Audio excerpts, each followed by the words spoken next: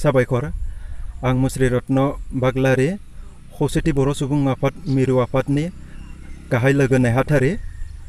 आथिखालाव मरिगांआव जा मोनसे जिएम नागिरनानै BKWSC नि जिएम नागिरनानै एसे गुलाय गुजाय जाबाय थादों बेखौ आं जा सानैसोया फाव फान्दायनानै जोंनि पेरेन्ट्स अर्गेनाइजेशन बर' थुनलाइ आफाद बाथौ महासभानि आफादगिरि मोननि साइन लानानै जिएम नागिरनायखौ बिथांमोननिखौ आं कन्डेम खालामो सोंखारियो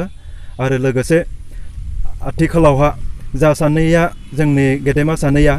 गावसोरनि गोरोन्थिनि थाखाय गोरोन्थिखौ सानखांनानै एसे देरिब्लाबो गावसोर संबिजिरनि बादगा मावदों होननानै सानखांनो हानायनि थाखाय आरो निमाहा बिनायनि थाखाय आं बिथांमोननिसिम बाय हाजार साबायखर थाबाय आरो जाहाथे इयुनफोराव जों बयबो ज'यै संबिजिरनि आफादफोरनि संबिजिरनि बेन्दोआव थानानै खामानि मावलांगोन होनना आं आसा फारियो गोजोन्थों।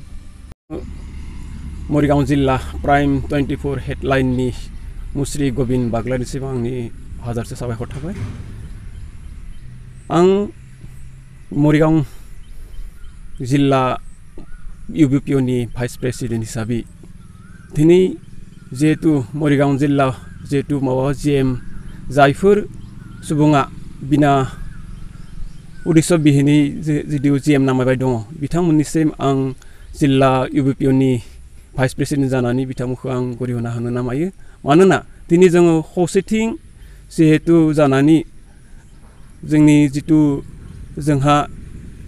गेदेमा हमना ला जोंहा जिहेतु जिल्ला